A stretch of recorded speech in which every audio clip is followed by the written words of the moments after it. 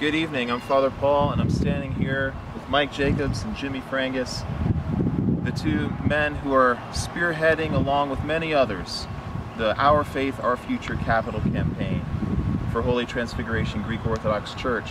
And we know that a church is not just a building. We know that Christ is the cornerstone, but in that metaphor, we're all part of that. We're built upon that. And we're here to talk today about buildings and facilities.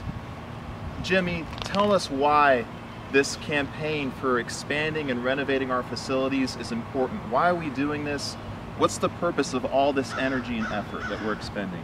Yes, I'm happy to. Thank you, Father. So we have experienced tremendous growth in this parish over the past 25 years.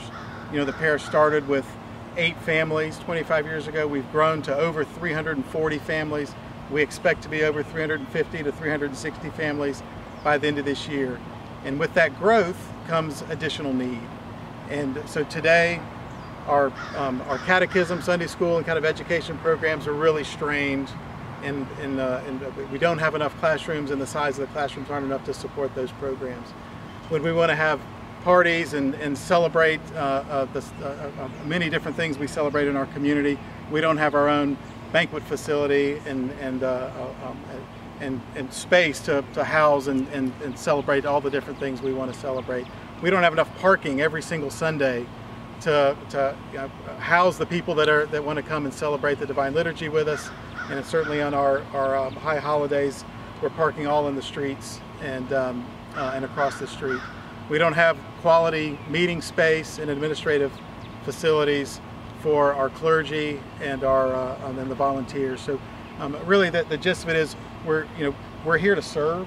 We're here to serve God. We're here to serve our community, and our facilities are not right now adequate to help us serve the community in the way that we need to.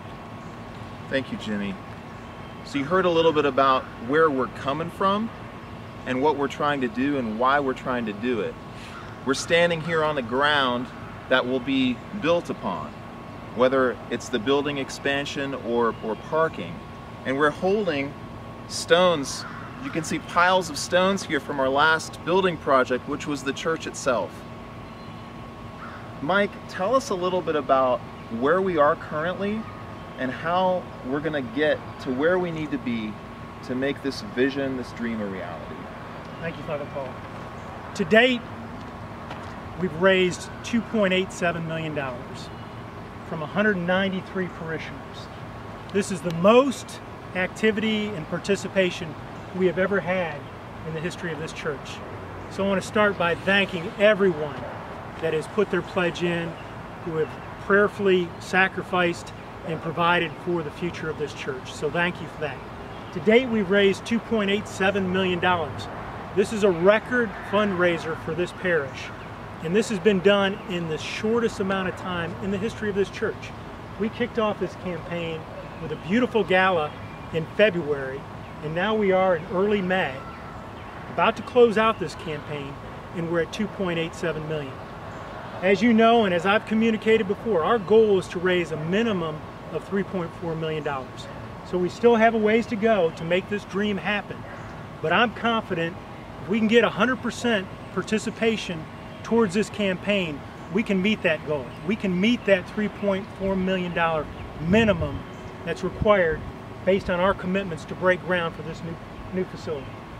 Thank you so much, Mike.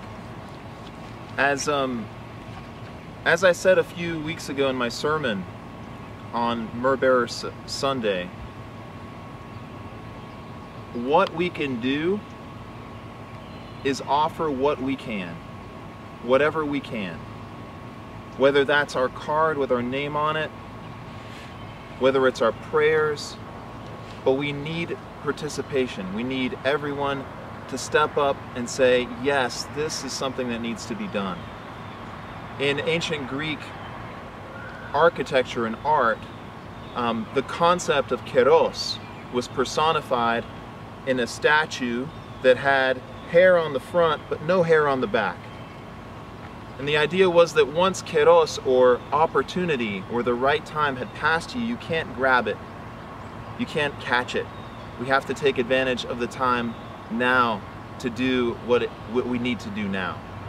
So I ask you to please prayerfully consider supporting this campaign, which is good and necessary, and doing whatever you can to help us make our faith, our future, a reality. Thank you so much, and God bless you. Thank you. Thank you.